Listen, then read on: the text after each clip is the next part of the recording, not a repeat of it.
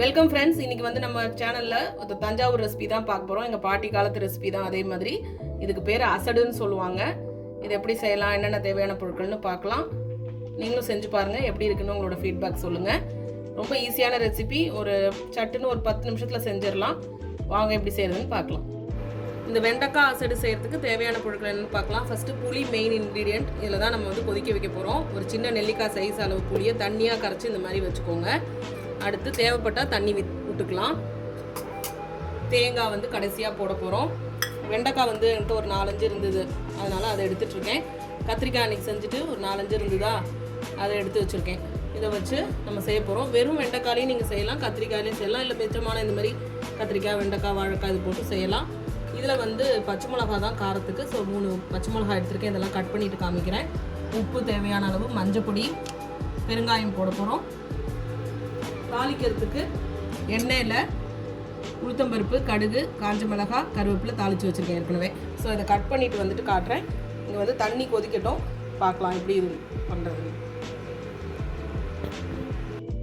புளித்தண்ணி நல்லா கொதிக்குது. இப்போ மஞ்சள் பொடி சேர்த்துக்கலாம். இது வந்து பழைய காலத்து ரெசிபி, எங்கள் பாட்டி காலத்துது. இது வந்து கத்திரிக்காய், வெண்டைக்காய் கட் பண்ணி வச்சுருக்கேன். இந்த ஃபஸ்ட்டு இந்த மிளகாயை சேர்த்துக்கலாம். இப்படி எல்லாத்தையும் சேர்த்துக்கலாம். இந்த மாதிரி கட் பண்ணிக்கோங்க. ரொம்ப பொடியாக கட் பண்ணால் வந்து குழஞ்சிரும். வெண்டைக்காய் இதேமாரி சைஸ், பொரியலை விட கொஞ்சம் பெருசாக கட் பண்ணிக்கோங்க. இது ரெண்டும் இந்த புளித்தண்ணியில் வேகட்டும். ஏன் புளித்தண்ணியில் வேக வைக்கிறோம் அப்படின்னா அந்த வழவழப்பு இருக்காது. இது நல்லா வெந்து வரட்டும், பார்க்கலாம். அதுக்கப்புறம் நம்ம பருப்பு சேர்க்க போகிறோம். தேங்காய் கடைசியாக சேர்க்க போகிறோம். இதில் அரைக்கிறதுக்குலாம் எதுவுமே கிடையாது. வெங்காயம் பூண்டெல்லாம் எதுவுமே கிடையாது. ரொம்ப ஈஸியான ஒன்று. இப்படி போட்டுட்டு இந்த பக்கம் எடுத்தோம்னா அதேமாதிரி இந்த இது வந்து நம்மளுக்கு தெரிகிற மாதிரி இருக்கணும். கடலைப்பருப்பு முடிச்சுட்டு நிற்கிற மாதிரி இருக்கும். ரொம்ப குழஞ்சி போகக்கூடாது. பார்க்கலாம் எப்படி வருதுன்ட்டு. பாருங்கள், நல்லா கொதிச்சிருச்சு.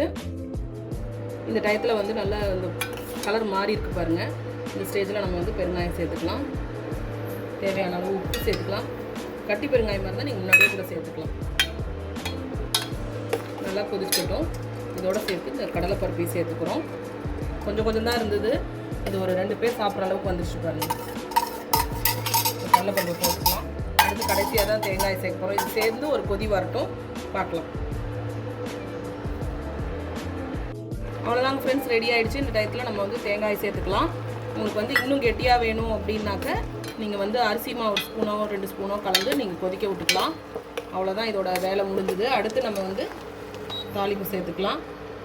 உங்களுக்கு வந்து காரம் பத்தலை, இது வந்து காரம் கம்மிங்கிறதுனால தான் இதுக்கு பேர் அசடு. உங்களுக்கு காரம் வேணும் அப்படின்னா நீங்கள் சாம்பார் தூள் இருக்கு இல்லையா, குழம்பு மிளகாய் தூள், அதை சேர்த்துக்கலாம். சாம்பார் தூளை சேர்த்துக்கலாம்.